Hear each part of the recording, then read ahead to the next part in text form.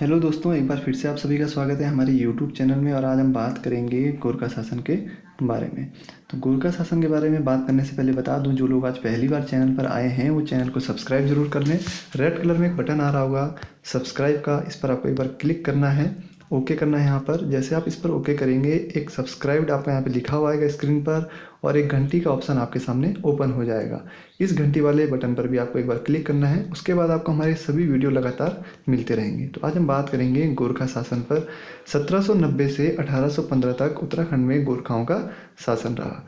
1790 में जहां गोरखों ने कुमाऊं जीता, वहीं 1804 में इन्होंने गढ़वाल भी जीत लिया।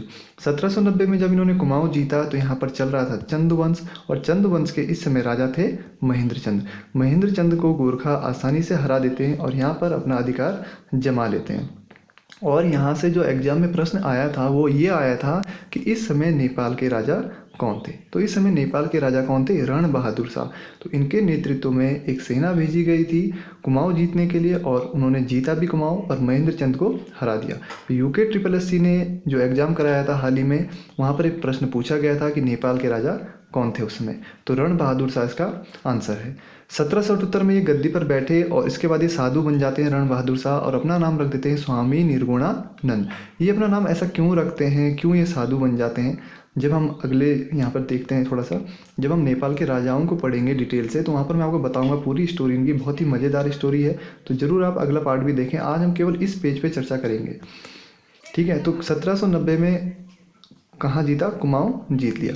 इसके बाद 1804 में गोरखों ने क्या किया? गढ़वाल पर भी आक्रमण किया।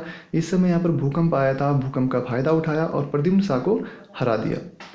अगर आपको डिटेल में इसकी स्टोरी जाननी है तो पुराने वीडियो देखें परमार वंश के, वहाँ पर मैंने डिटेल में भी बताया है। इस समय नेपाल के राजा थे गीवाण युद्ध विक्रम शाह 1804। ध्यान रखेंगे 1790 में रण बहादुर शाह हैं, 1804 में गीवाण युद्ध विक्रम शाह हैं, और ये रण बहादुर शाह के ही बेटे हैं। ध्यान रखेंगे रण बहादुर शाह के पुत्र हैं गीवाण युद्ध विक्रम शाह। और इन दोनों युद्धों में जो साथ दिया था गोरखों का, वो दिया था हर्षदेव जोशी ने। हर्षदेव जोशी ने गोरखों का साथ दिया था, जिसके कारण अलग अलग इतिहासकारों ने इनको अलग अलग संज्ञा दी। एटकिंसन ने कहा स्वार्थपूर्ण व देशद्रोही। एटकिंसन ने एक जगह लिखा है कि इस बात पर विश्वास करने के पक्के प्रमाण हैं कि जब गोरखों ने अल्मोड़ा में प्रवेश किया था तब हरकदेव जोशी, ठीक है, हरकदेव जोशी के नाम से भी जाना जाता है इन्हें, हरकदेव जोशी या हर्षदेव जोशी। तो जब गोरखों ने क्या किया? अल्मोड़ा पे आक्रमण किया, तो हरकदेव जोशी या हर्षदेव जोशी क्या था? गोरखों के साथ था, जिसके कारण एटकिंसन ने लिखा इनको स्वार्थपूर्ण व देशद्रोही।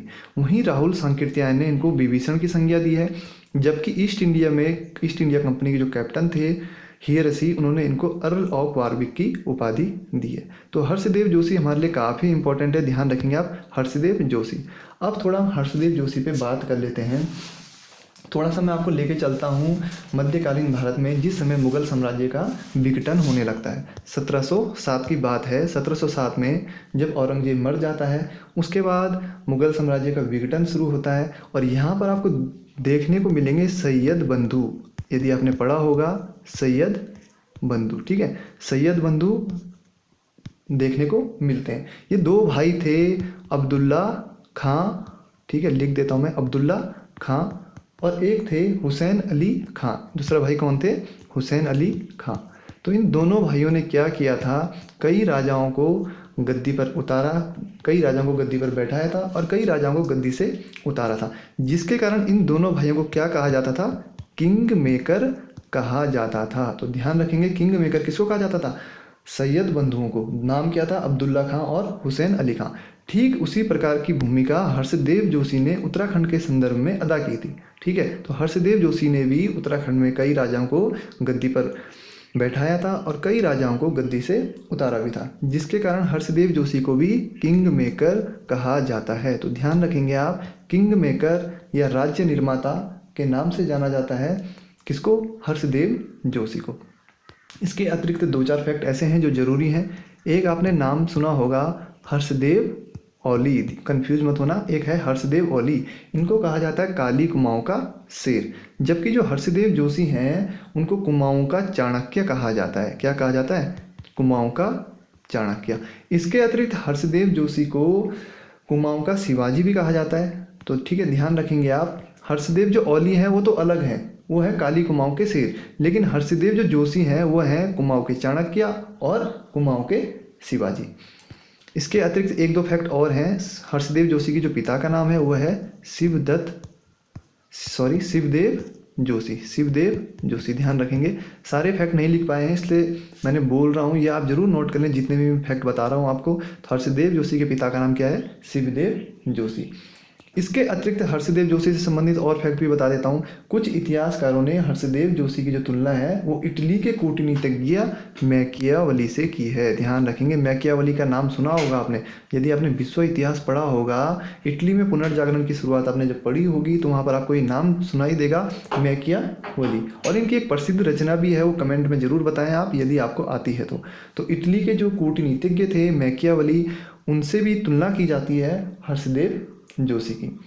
ठीक है, तो ध्यान रखेंगे हर्षदेव जोशी कुमाऊं के चाणक्य, जबकि गढ़वाल के चाणक्य, ये प्रश्न भी मैंने एक बार पहले बताया है, गढ़वाल का चाणक्य किसे कहा जाता है? तो ये कमेंट में बताएंगे आप कि गढ़वाल का चाणक्य किसे कहा जाता है, ये आपको कमेंट में बताना है। इसके अतिरिक्त मैकियावली की कौन सी प्रसिद्ध रचना है वो भी आपको कमेंट में बतानी है। तो इस पेज से इतना ही इम्पोर्टेंट है एग्जाम के लिए। जो प्रश्न मैंने आपसे पूछे हैं वो कमेंट में आप ज़रूर बताएं, और इस पार्ट में यदि आपको कुछ और अन्य जानकारी हो तो कमेंट में आप ज़रूर बताएं, ताकि मुझे भी आपसे कुछ सीखने को मिले।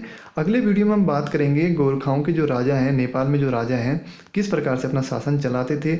यहाँ पर मैंने 4 राजाओं का वर्णन किया है, इनकी पूरी डिटेल में स्टोरी बताऊँगा आपको, ताकि अच्छे से आपका गोरखा शासन क्लियर हो जाए। तो चलिए मिलते हैं दोस्तों अगले वीडियो में। धन्यवाद।